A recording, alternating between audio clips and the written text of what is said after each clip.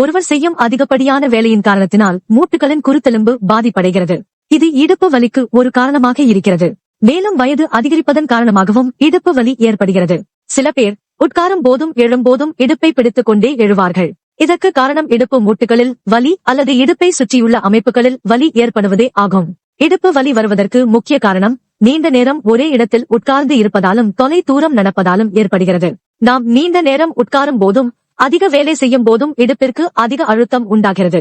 இதனால் இடுப்பு வலி ஏற்பட்டு உட்காரவோ எழவோ ரொம்ப கஷ்டப்படுவார்கள். இடுப்பு மூட்டுகள் சேதமடைவதால் இப்பிரச்சனை தோன்றுகிறது. அதாவது காலின் பெரிய எலும்புகள் இடுப்பு மூட்டுடன் இணையாமல் இருப்பதால் இப்பிரச்சனை ஏற்படுகிறது. இடுப்பு வலி வராமல் இருக்க தினமும் பயிற்சிகள் செய்ய வேண்டும்.